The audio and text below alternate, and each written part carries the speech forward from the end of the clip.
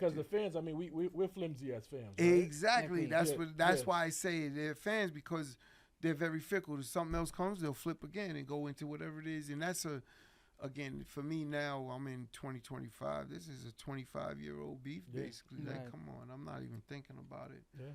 I don't move around it or anything.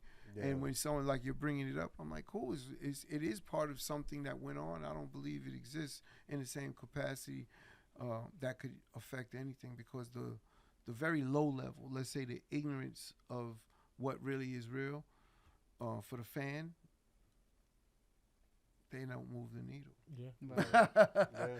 They're not the ones I'm worried about at all, in the sense of how I can do my business and create something and make some magic. You know what I mean? So when you guys were like at the peak of it, was that annoying, like trying to get artists on tracks and stuff when everybody would picking a side of certain things? I know you guys got Jadakiss and Fat Joe did New York. That was, you know, you want me that was dope. But I know, like, reaching out to people. Look, I'm gonna keep it all the way 100. Both Jadakiss and Joe, they did get on that New York record, but it wasn't over beef. We needed New York artists. Right. And I told Joe this, and I told Jada that at the time, but they took it like you're saying, like, yo.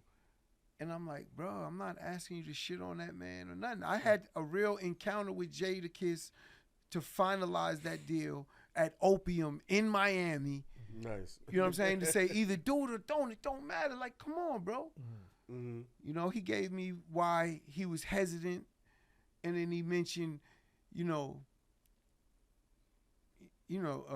something that happened between the Locks, DMX, and my brother.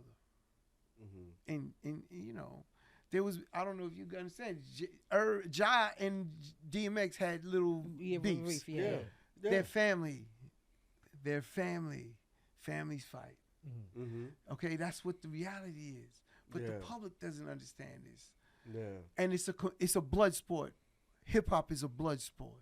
True. What's going on now is not the same. Nah. Yeah, So, but when we came through, it was a blood sport, meaning I could no play business. records that Jay-Z is shitting on everyone that's on the record, but you don't know it. Yeah. It's subliminal, but that's because it's a blood sport. And it's the same thing with these guys. I don't like that when y'all go back in time. I was like, as you know, in that second verse, that was about me. Right? Like, how are you supposed to figure that out? I guess everybody around each other knows. It's in the moment. It's in the moment. It's in the moment. But the reality is, what I'm like is come on. It's just that kind of content. It wasn't about do this record, shit on this dude or them or anything. It was about we're from New York. I'm from New York. It was perfectly timed. Now Ja did what he wanted to say. He didn't ask them to say anything. Again, but that's how they felt. And that's how they kind of probably, if you asked them, they probably wrote that way. But we didn't ask for that. It was just in New York. And I did the same thing. I caught Jadakiss at Opium in Miami, and he said, don't worry, I'm going to do it. I got you. And he did it. But, the reality for both Joe and Jada is probably one of their biggest records. It was. Is that not helping them? It was perfectly timed. Is that not helping them? His biggest moment in verses, he's playing New York. Yeah. Like, come on, it's not, and I'm not trying to downgrade these dudes. These are iconic artists. Yeah. Jada, you know what's up. Like, come on, man.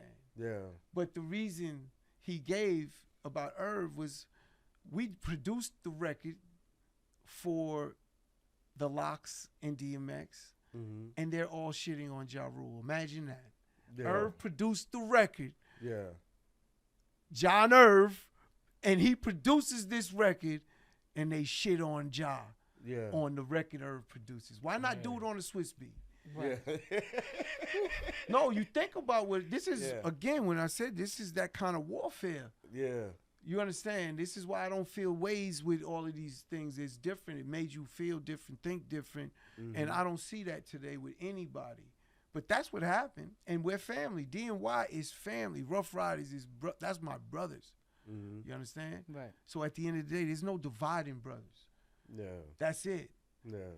Now, Gotti, what you want me to do? This is what they want to do. cool, accept it. Yeah. You understand what I'm saying? Right. Like, how you talking? Like, but no one says nothing.